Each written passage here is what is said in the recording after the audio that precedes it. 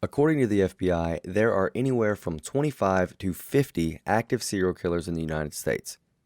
If it makes you feel any better, less than 1% of murders are serial. Statistically speaking, you have around a 0.00039% chance of being a victim of one of those 25 to 50. Good odds or not, to think that somewhere there are that many murderous lunatics out there is terrifying. Find out who the most wanted, still at large serial killers in the United States are in today's episode of the TM Podcast.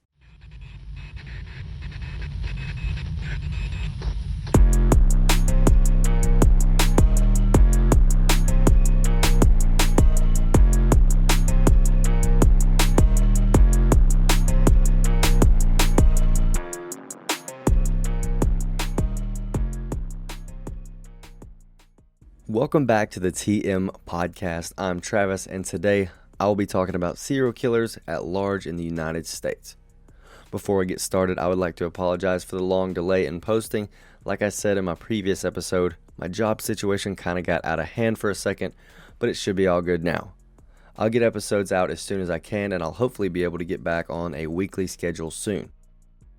If the coronavirus situation escalates and we have to stay home, I'll probably use that time to put out some more content.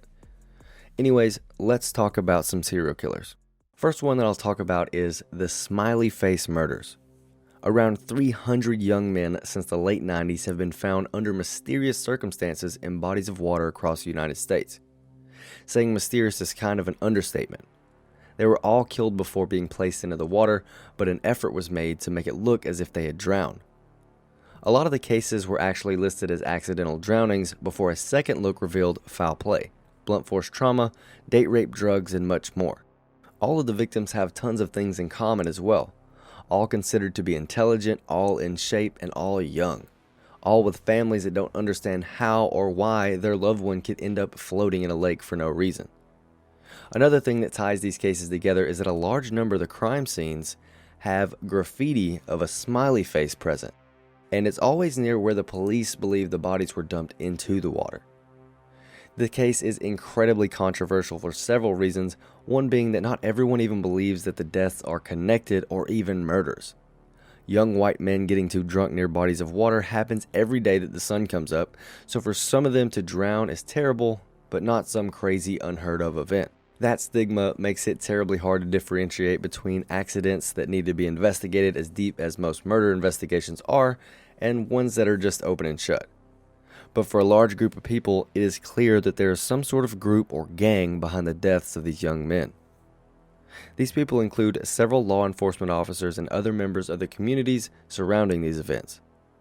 They point to some cases where the men were missing for long periods of time, but when they were found in the body of water, they did not show the signs of actually being in the water for that length of time, as well as overlooked evidence of foul play and just bad police work. There's a ton of information out there about the strange events around these cases, to include a 6-part series on the Oxygen channel and several books, podcasts, and YouTube videos, and I suggest going down to that rabbit hole when you have a lot of spare time. It's really terrifying. The running theory, or the most popular one, is that there's a gang that is either very widespread or that travels around committing these crimes. Personally, I think that there are way too many similarities for these all to just be a coincidence. I'm not sure what I believe as far as who or how, but it's a really scary thing either way. As of now, there are no leads, and the deaths of a similar type are still happening. And I think that unless there's some major breakthrough, we will never know the true depth of these crimes or who's responsible.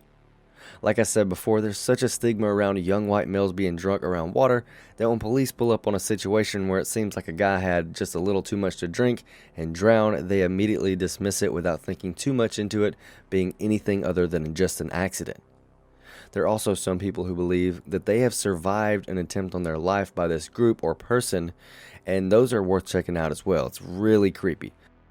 Looking into this situation and the smiley face murders in general, going on YouTube, Reddit, and just the internet, makes me want to never go out ever again, even though I'm a little older than that demographic. It's just terrifying. Let me know what you think about it, because I would love to talk about it now. I just have all this information about something that I didn't know about before, and I can't stop thinking about it. The next one is the Jeff Davis 8 murders. Between 2005 and 2009, the bodies of 8 women were found in Jennings, Louisiana. All 8 bodies were severely decomposed, making identification and investigation difficult. When they were identified, it was found that all of the victims were closely related to each other and the police. They all had a history of drug abuse or prostitution, and they were all police informants. The investigation into these deaths led to several cases of misconduct within the local police departments, and it became more and more evident that the individual group of people responsible would never be caught.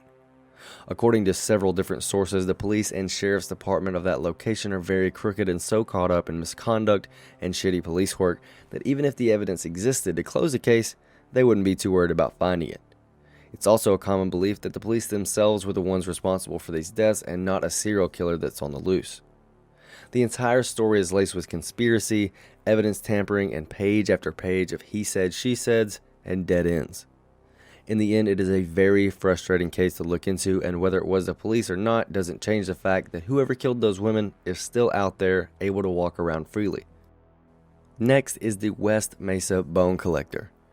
In 2009, a woman in New Mexico was walking her dog when she found what looked like human bones laying on the ground. She called the police, and when they arrived, they discovered that not only was what she found definitely human bones, it was a mass grave. They found a total of 11 bodies in the surrounding area, all female with the exception of a fetus inside one of the victims. The police discovered that the victims were all young sex workers. Other than that, the police had pretty much no evidence to go on and no one knew anything. There were a few suspects in the case based on circumstantial evidence surrounding 3 different men. One suspect was known to beat prostitutes but was killed before he could be brought to trial. The other 2 men had similar MOs with prostitutes but are both currently in jail for other crimes. As of now, the police don't have enough evidence to move forward on anyone, and as far as they're concerned, the serial killer responsible is still out there. It's believed that there's another burial site somewhere that is yet to be discovered based on the number of missing sex workers that have never been found. The last one that I'll talk about is the Long Island serial killer. This killer is also known as the Craigslist Ripper or the Gilgo Beach Killer.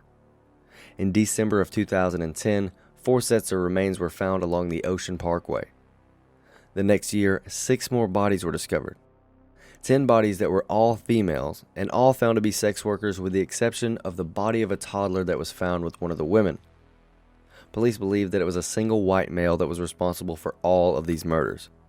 Using witness statements, crime scene evidence, and help from the FBI, they developed a sketch of who they believed to be the perpetrator.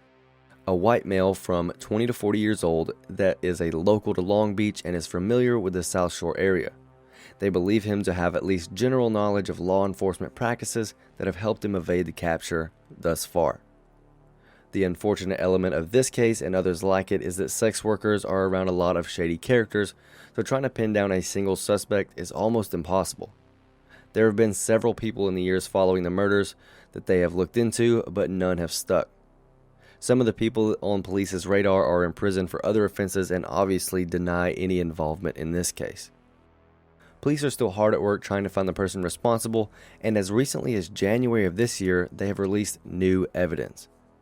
They released pictures of a belt with the letters HM or WM, depending on how you look at it, because it's a really weird font. Apparently, the belt was found during the investigation and was definitely not one of the victims. They hope that this, along with a sketch, can help locate this man.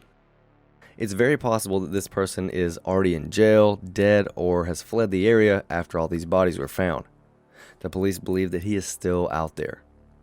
If you recognize the sketch that I'll post or have any information about the Long Island case or any of the ones that we just talked about, please use the FBI's tip form on their website at tips.fbi.gov.